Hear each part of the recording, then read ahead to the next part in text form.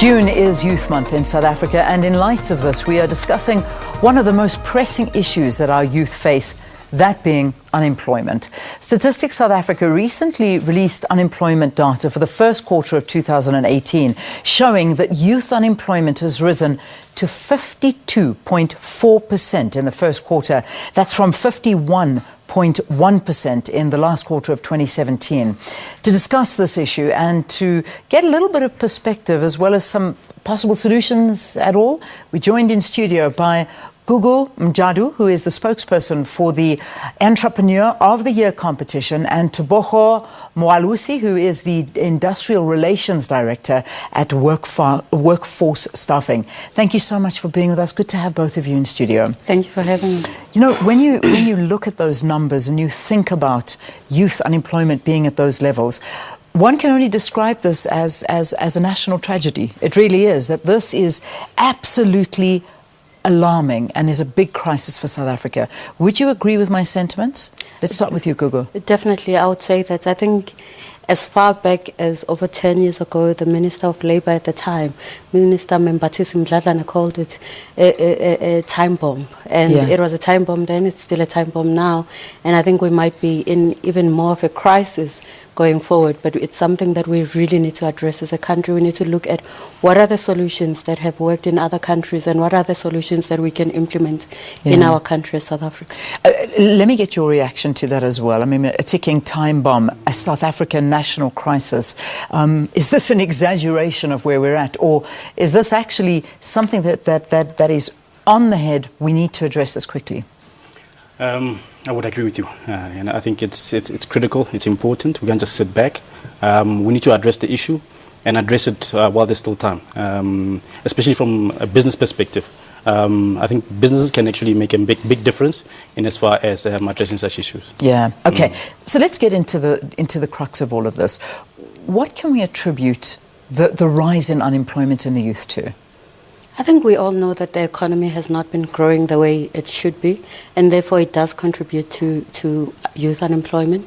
But also we found that young people do drop out of school, and therefore they find themselves unemployed. And those I find as marginalized youth who don't necessarily even benefit from most of the programs that we have as government or in the private sector, because they don't necessarily have the skills and they don't have a way of finding employment. So those are some of the challenges. But also, even when we were growing as a country, we were not necessarily creating the jobs that we needed to create.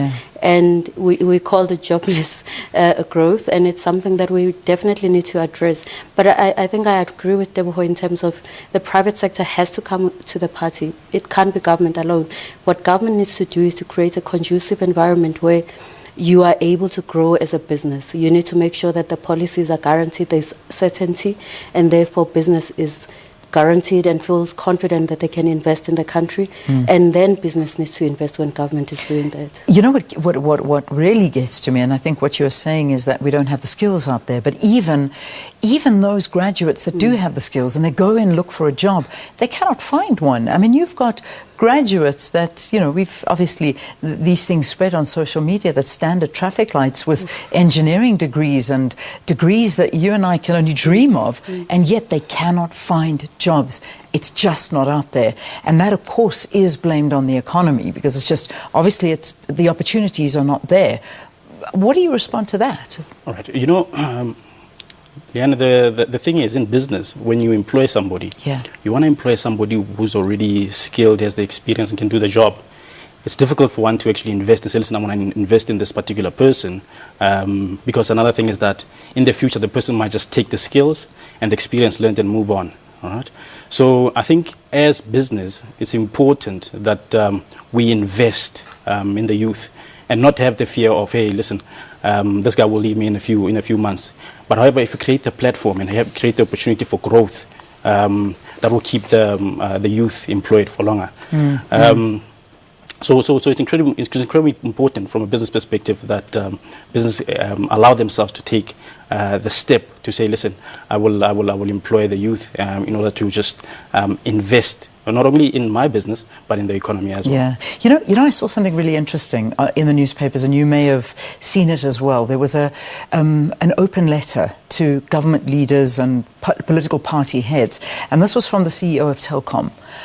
Basically saying, I don't know if you saw it, but let me just paraphrase it for you, pointing to the fact that GDP not growing came in, decreased by to 2.2%, and again from Telkom's perspective saying South Africa is not moving with the times. We are not jumping onto the industrial revolution bandwagon, that we are letting the youth down, we are letting the people of South Africa down by not bringing in reducing data costs, by making sure that we are with the world in the front and moving forward with it when it comes to technology and technological advances. And you know, many people talk to this, and especially when you're focusing in on the youth are programmed very differently. Definitely. And I don't think we're giving them the opportunities that they deserve. And the more we ignore technology and don't invest in it, the more we are going to lag behind and the jobs won't exist. And that's where entrepreneurship comes in, am I right? Definitely. I think there's two parts to what you're saying that I'm picking up.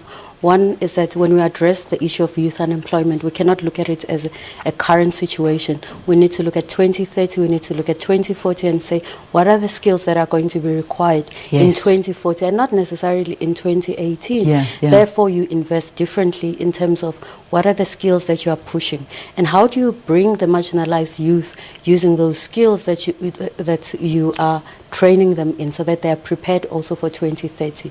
But with youth, with entrepreneurship, what is important is that when data costs are high, the cost of doing business is very high also, and therefore you are not able to compete with bigger businesses as a small business. And therefore it's important that it's things that we need to address, because those are the things that make it conducive for a small business to be able to employ people, to be able to grow and make a profit for itself. But if we constantly are increasing some of the burdens on small businesses, we're definitely not contributing to them employing young people in the future, or them being young people in business not being successful. Yeah, and that for me is one area that we're letting the youth, small businesces, start-up enterprises, we're letting them down. Just before we take a break, I'd like you to comment on that as well, if you'd like to.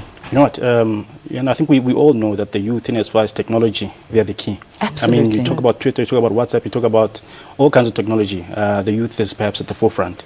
So I think if we just create the platform, like Gugu said, and perhaps, like I said, like I keep on saying, if we invest in the youth, it's not a wasteful investment, but however, it will have some good dividends at the end. Yeah, I love that. All right, let's take a very quick break. I urge you, please, if you'd like to write in at Morning Live SABC. We're talking youth, we're talking unemployment. How do we solve this? We know it's a problem. The President has said that youth unemployment is at the top of the national agenda.